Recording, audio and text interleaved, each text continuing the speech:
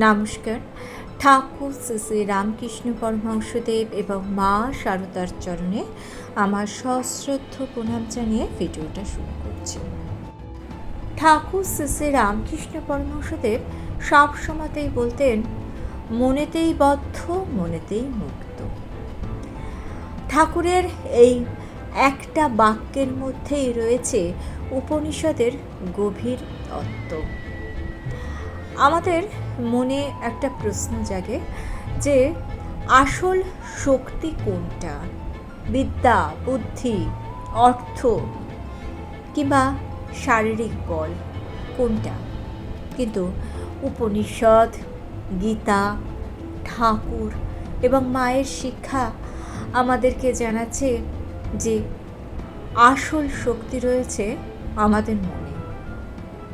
এই মনই পারে মানুষকে সংসারের বন্ধনে আষ্টেপৃষ্ঠে বাঁধতে, আবার এই মনই পারে মুক্ত হয়ে ঈশ্বরের দিকে মানুষকে নিয়ে যেতে। উপনিষদের প্রথমে বলা হচ্ছে যে এই জগৎ সর্বশক্তিমান ঈশ্বরের। আমরা যে প্রকৃতিকে দেখি সেই প্রকৃতির কোনায় কোনায় ক্ষুদ্রাতি ক্ষুদ্র জীবের মধ্যে, প্রাণের মধ্যে ঈশ্বরের অস্তিত্ব বিরাজ করছে। এই বিশ্ব সংসার, এই বিশ্ব প্রকৃতি সর্বশক্তিমান ঈশ্বরের। আর এই কথাটা মানুষ যদি অন্তর থেকে বুঝতে পারে তাহলে তার মধ্যে লোভ কমে যায়, তার মধ্যে অহংকার কমে যায়। কারণ সে তখন বুঝতে পারে যে মানুষ আসলে কিছুই নয়, সব কিছু তারই ইচ্ছে। মানুষ যেটুকুনি কাজ করে তার অর্থাৎ ঈশ্বরের ইচ্ছে না হলে সেই কাজে কোনোদিনই কখনোই সফলতা আসতে পারে না। আমাদের দেশের মুনি ঋষিরা জানতেন যে এই চিন্তা করা মানুষের পক্ষে একদিনে সম্ভব নয়, এটা একটা উচ্চ মানের ভাবনা। সেই জন্য তারা দ্বিতীয় একটা পথও বলে রেখেছেন। তারা বলছেন যে সংসারের দায়িত্ব, কর্তব্য যদি তুমি করতে চাও তাহলে অবশ্যই সেগুলো করো, কিন্তু মনে রাখতে হবে তুমি সংসারের বন্ধনে আষ্টে পৃষ্ঠে সংসারের মধ্যে বদ্ধ হয়ে না যাও। তারা বলছেন যে কর্ম করো, কিন্তু তুমি কর্মের দাস হয়ে যেও না। সংসার করো, কিন্তু সংসারের মায়াজালে তুমি বদ্ধ হয়ে থেকো না। আমাদের ঋষি মুনিগণরা কখনো বলছেন না যে সবাইকে সংসার ত্যাগ করে চলে যেতে হবে। তারা বলছেন সংসার করো, কিন্তু মনটাকে ঈশ্বরমুখী করে তোলো। আর সেই জন্যই তারা মনকে এতটাই গুরুত্ব দিয়েছেন। তারা বলছেন যে আমাদের যা কিছু অর্জিত খ্যাতি, অর্থ, সম্পত্তি কোনো কিছুই আমাদের সঙ্গে যায় না। অর্থাৎ শেষ মুহূর্তে যখন আমরা এই বিশ্ব ব্রহ্মাণ্ড ত্যাগ করে চলে যাব, সেই শেষ মুহূর্তের সময় কোনো কিছুই আমাদের মধ্যে থাকে না। থাকে কি? থাকে একমাত্র মনই সঞ্চয়, যেটা আমরা সঙ্গে করে নিয়ে যেতে পারি। ঠাকুর বলছেন মনকে যেভাবে ভাবাবে মন সেভাবেই ভাববে।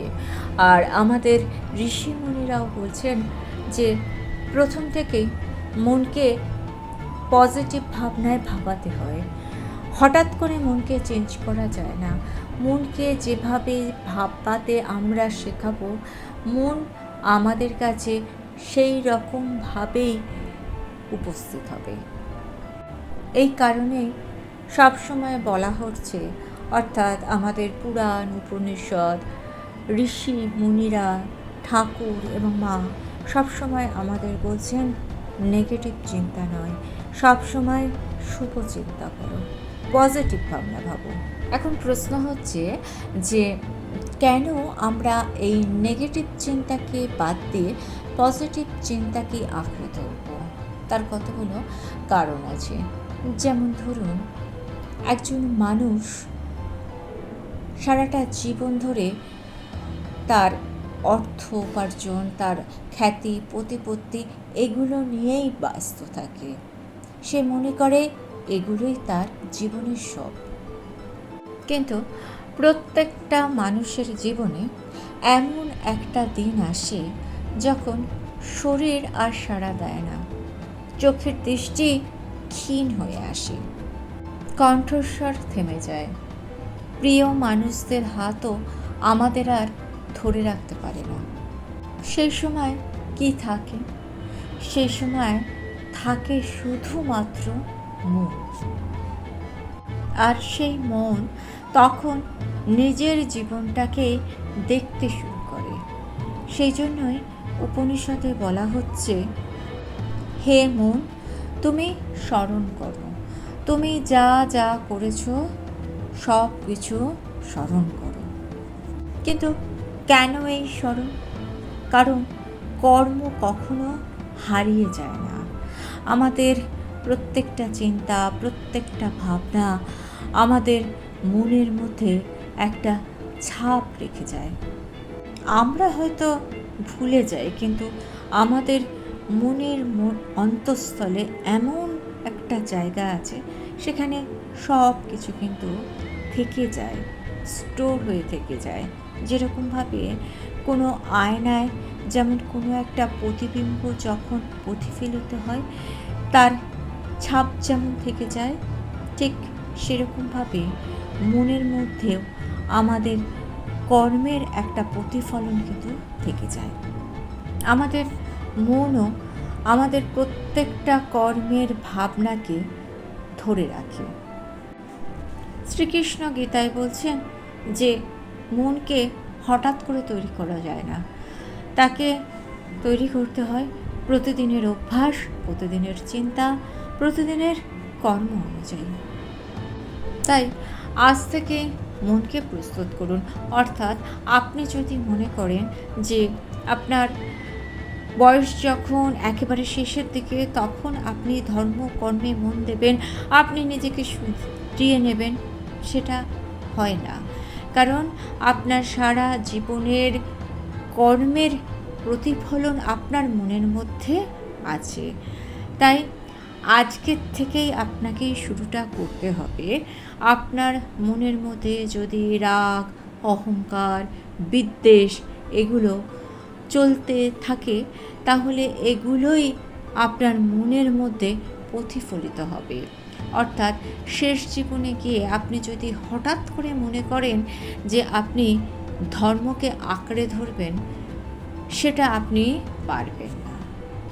অর্থাৎ লোভ, অহংকার, প্রতিহিংসা, এইসব নেগেটিভ চিন্তাগুলোকে আমরা যদি জীবনের প্রথম থেকে মনের মধ্যে প্রশ্রয় দিই, মনের মধ্যে পুষে রাখি, তাহলে সারাটা জীবন আমাদেরকে এগুলো নিয়েই চলতে হবে এবং জীবনের শেষ মুহূর্তেও এগুলোই আমাদের জীবনকে অস্থির করে তুলবে। কিন্তু যদি প্রত্যেক দিন আমরা ঈশ্বর চিন্তা করি, আমরা নাম জপ করি, আমরা অন্যের ভালো চাই, তাহলে এই শুভ চিন্তাই আমাদের মনের মধ্যে প্রতিফলিত হবে। তাই ধর্ম কোনো বিশেষ কিছু নয়, ধর্ম হচ্ছে মানুষের প্রত্যেক দিনের জীবনটাকে সুন্দর করে গড়ে তোলার একটা রাস্তা। তাহলে আমাদের দেখতে হবে যে আমরা ঈশ্বরের দিকে আরও এক পা এগিয়ে গেলাম না আরও পিছিয়ে গেলাম। আর এই প্রশ্নের উত্তরই আপনার জীবনের ভবিষ্যৎ একদিন নির্ধারণ করবে। আমাদের হিন্দু ধর্মে ঋষি মুনিগণ সবসময় মানুষকে বলতেন শুভ চিন্তা করতে, কারণ শুভ চিন্তায় মানুষকে শুভ কর্মের দিকে এগিয়ে নিয়ে যায়। এখন একটা প্রশ্ন আছে যে মুনি ঋষিগণ কেন মনকে এত গুরুত্ব দিয়েছেন? এর উত্তর হচ্ছে বীজ। একটা বীজের মধ্যে একটা গাছের ভবিষ্যৎ লুকিয়ে থাকে। আমরা যদি আমের বীজ রোপণ করি, সেখান থেকে আম গাছই হবে। ঠিক সেরকমভাবে যদি আমরা কাঁটার বীজ রোপণ করি, সেখান থেকে ফুল কখনোই সৃষ্টি হবে না। তাই আমরা মনের মধ্যে যে চিন্তাটা করব, সে চিন্তাই ভবিষ্যতে একটা মানুষকে তৈরি করবে। আমরা যদি ভালো চিন্তা করতে থাকি জীবনের প্রথম থেকে, তাহলে ধীরে ধীরে একটা সত্যিকারের মনুষ্যত্ব সুলভ মানুষ তৈরি হবে। সেই জন্য মুনি ঋষিগণ বলছেন, নেগেটিভ চিন্তাকে কখনো মনে প্রশ্রয় দেবে না। কারণ নেগেটিভ চিন্তা কখন যে রাগে পরিণত হবে, আর রাগ যে কখন ঘৃণায় পরিণত হবে, আর ঘৃণা যে একটা মানুষকে কতটা নিচে নামিয়ে নিয়ে আসবে, সেটা আমরা জানি না। রাগ, হিংসা, ঘৃণা, অহংকার এগুলোই মানুষকে তার মনুষ্যত্ব থেকে নিচে নামিয়ে নিয়ে আসে। ঠাকুর রামকৃষ্ণদেব বলেছিলেন যে যে রঙে কাপড় ডোবাবে, কাপড়টা সেই রঙেরই হয়ে যাবে। ঠিক সেরকমভাবে আমাদের মনকে যদি আমরা সারাদিন রাগ, হিংসা, অহংকার, অভিযোগ, অভিমান এগুলো দিয়েই ভরিয়ে রাখি, তাহলে আমাদের মনটা সেই সব নেগেটিভ ভাবনা দিয়েই ভর্তি হয়ে থাকবে। মন পরিষ্কার হবে না, মনের পবিত্রতা আসবে না। কিন্তু আমরা যদি জপ, ধ্যান, সৎ চিন্তা, সৎকর্ম এগুলো নিয়ে ব্যস্ত থাকি, তাহলে আমাদের মনও ধীরে ধীরে পরিশুদ্ধ হবে। এই জন্যই মা শারদা বলতেন যে অন্যের দোষ দেখো না, দোষ দেখো নিজের। আমরা সারাদিন কী করি? সারাদিন কিন্তু অন্যের দোষটাই দেখি। আমরা সব সময় ভাবি, ও কেন আমাকে এই কথাটা বলল, ও কেন আমাকে কষ্ট দিল, ও কেন আমার উপকারের প্রতিদান দিল না। আর এই সব ভাবতে ভাবতে আমাদের মন একটা সময় ভারী হয়ে যায়। তাই মা বলছেন, এইসব ভাবনাগুলোকে ত্যাগ করো, নিজের মনকে ধীরে ধীরে সুন্দর করে তোলো। কারণ যার মন সুন্দর, তার কাছে এই পৃথিবীটাও সুন্দর হয়ে উঠবে। আপনি আপনার মনকে যেরকমভাবে সাজাবেন, আপনার চোখের দৃষ্টিও ঠিক সেরকমভাবেই সেজে উঠবে। স্বামী বিবেকানন্দ বলছেন, যে চিন্তা তোমাকে দুর্বল করে, সেই চিন্তা তোমার কাছে বিষ। সেই চিন্তাকে তুমি বিষের মতো ত্যাগ করে দাও। এই পৃথিবীর অনেক দোষ ত্রুটি আছে। এই পৃথিবীকে আমরা বদলে ফেলতে পারবো না। পৃথিবীর প্রত্যেকটা মানুষ এক এক ধরনের, তাদেরকেও বদলে ফেলতে আমরা পারবো না। কিন্তু আমরা যেটা পারবো সেটা হচ্ছে নিজের মনকে সুন্দরভাবে তৈরি করতে। তাই আজ থেকে একটা ছোট্ট কাজ করুন। যখনই আপনার মনে নেগেটিভ চিন্তা আসবে, তখন আপনি ঠাকুরের নাম নিন। যখন আপনার মনে রাগ আসবে, তখন আপনি মা শারদার কথা ভাবুন, মায়ের কথাগুলো মনে করুন। দেখবেন ধীরে ধীরে রাগ কমে যাবে। যখন মনটা ভয়ে ভীত হয়ে আসবে, তখন স্বামীজির বাণীকে স্মরণ করুন। দেখবেন আপনার মন ভয় মুক্ত হয়েছে। আসলে আমরা যদি আমাদের মনটাকে বদলে ফেলতে পারি, তাহলে আমাদের জীবনটাও কিন্তু বদলে যেতে পারে। এখন অনেকের মনে প্রশ্ন আসবে যে এইসব তত্ত্বকথা শুনতে ভালো লাগে, কিন্তু আমরা সংসারী মানুষ, নানান রকম মানুষের সঙ্গে ওঠা বসা করি, এগুলো আমরা জীবনে প্রয়োগ করব কিভাবে? ঠাকুর শ্রী রামকৃষ্ণদেব কখনোই কিন্তু বলেনি যে সংসার ত্যাগ করে জঙ্গলে চলে যাও। ঠাকুর বলছেন যে কচ্ছপের মতো হতে হবে।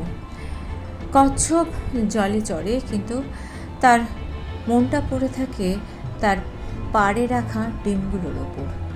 অর্থাৎ সংসারের দায়িত্বগুলো পালন করো, স্বামী হিসাবে, স্ত্রী হিসাবে, সন্তান হিসাবে দায়িত্ব কর্তব্যগুলো পালন করো, কিন্তু তোমার মনটি যেন পড়ে থাকে ঈশ্বরের দিকে। আমরা টাকা পয়সা উপার্জন করছি, বাড়ি করছি, গাড়ি কিনছি, এগুলো জীবনে চলতে গেলে প্রয়োজন, নিশ্চয়ই প্রয়োজন, কিন্তু এগুলোই জীবনের সব কিছু নয়। এগুলো জীবনের প্রয়োজন হিসেবে থাকুক, কিন্তু ঈশ্বর চিন্তাকে আপনার মনে যদি স্থান দেন, তাহলে আপনার মনের পরিবর্তন হবে, আপনি ভালো থাকবেন, আপনার প্রয়োজনটুকু আপনি মেটান।